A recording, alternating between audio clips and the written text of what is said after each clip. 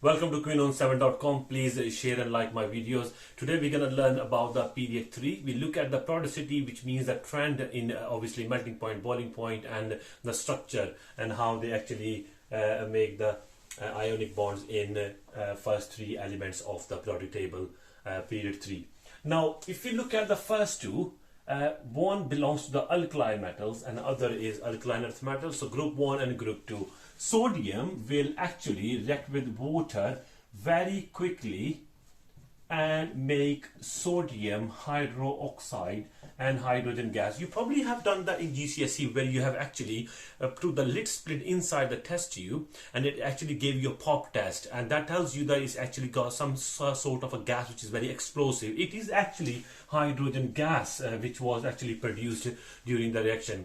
On the other hand, when you actually move on to the next element of the period 3, magnesium, when it will react with the water, just cold water, it will slowly make magnesium hydroxide. But if you actually react it with the water with steam, it will make magnesium oxide plus hydrogen gas. Now, if you look at this one, it will produce a gas, hydrogen, which is explosive as well. The moment you actually move after magnesium, aluminium, silicon, phosphorus, sulfur, they are not going to react in the same way like sodium and magnesium. So the only two elements which are gonna react with water straight away is sodium and magnesium. Now we're gonna look at the reaction with oxygen. All of them actually make oxide straight away. I'm not gonna write down all of them, but I am going to write down few of them, how they actually make the oxides, and we will look at the structure in a minute. Now if sodium is going to react with oxygen, it will make sodium oxide.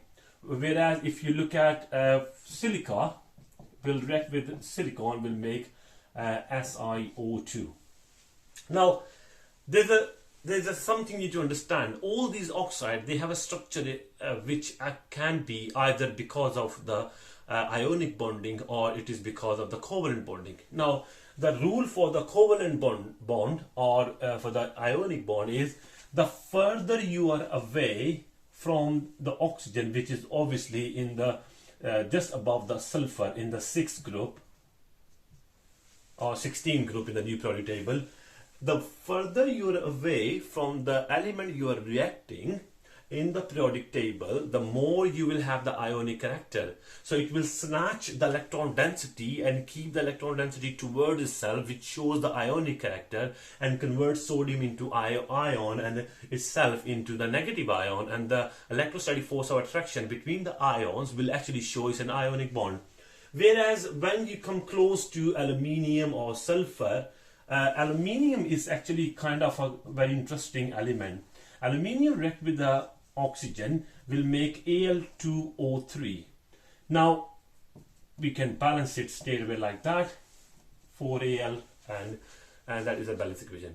Aluminium has got ionic character, but it also has some sort of covalent character because it is not far away from oxygen, from group 6, so it will show both sort of bonding. Now next part is ionic oxides and lattice structure. First three elements, they will show the ionic bonds. So sodium, magnesium and aluminium, they will show actually the ionic bonding. And among the ionic bonding, as you move from sodium to aluminium, the melting point will increase. And the melting point increases only because the element is actually, the size is shrinking. The number of shells remains the same along the period, but the number of electrons are increasing in the same shell. So the size is decreasing and charge is actually increasing. The more charge you have, and the atomic size obviously decreasing as well, the more powerful the ionic bond will be between the ions, because the ionic bonding is between the a bond between the ions. So in that sense, the melting point will increase if you go from left to right in the periodic table up to aluminium. After that, when you move on to the next one, which is obviously silicon, Now silicon is actually a macromolecule. So silica will make silica oxide, and silica oxide will have a bond like that. It belongs to the just under carbon, so it's a fourth group. But because the rule is 2, 8, 18 electrons in the first, second, and third shell, it will have one lone pair of electron which will bend the both oxygen bonds, and it will show you a V shape or a bend shape sort of structure. It is a macromolecule, but if I would like to draw it, it is going to be like that. Silica actually is connected with 4 oxygen atoms. SiO2 is the formula, but when you look at its actual structure, it makes a macromolecular oxide. That means silica will actually lose one of those both of the double bonds and will make another bond with the other oxygen.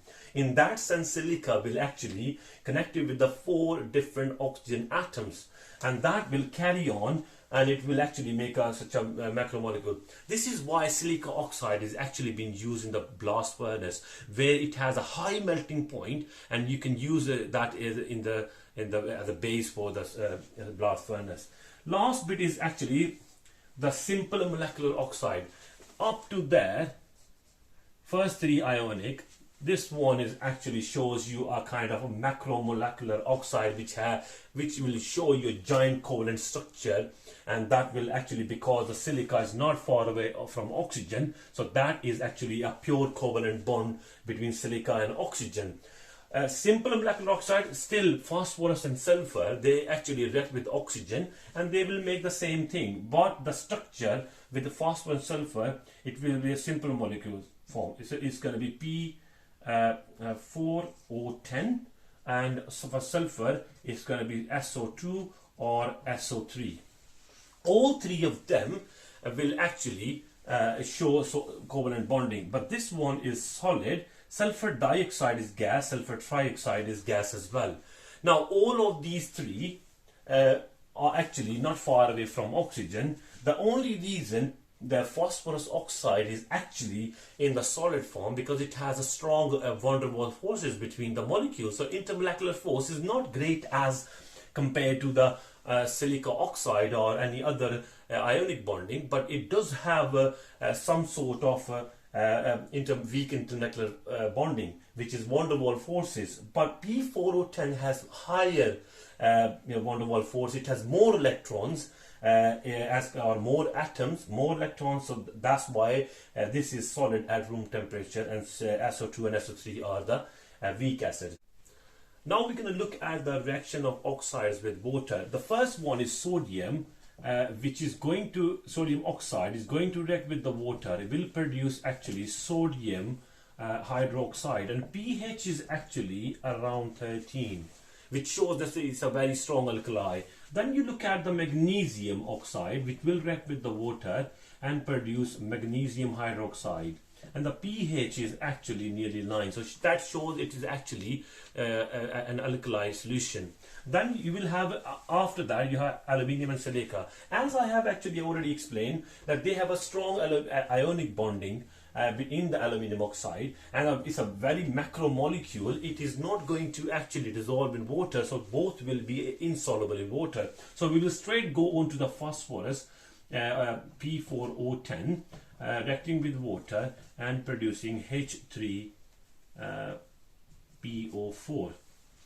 And then you will look at the reaction with the sulfur, which is going to react SO2 and SO3, react with water in both cases, and it will produce H2SO3,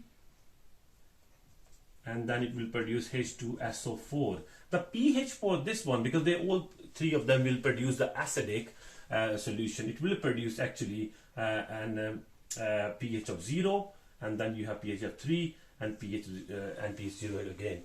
H2SO4 and phosphoric acid, both are very strong acids. You'd already know that, and the H2SO3 is slightly weaker than the H2SO4. It's because of it has more oxygen in it, and I will explain in the next video how H2SO4 is holding those all proton in it. Now, the last thing I want to actually talk about, the flame. You can see that when sodium react with oxygen and produce sodium oxide, it will actually show you sodium oxide. When it is produced, it will show you actually a white flame, and it will produce a white solid of sodium oxide. And then you will have magnesium, aluminium, silica, and phosphorus. They also produce a white flame, and they will also produce a white solid.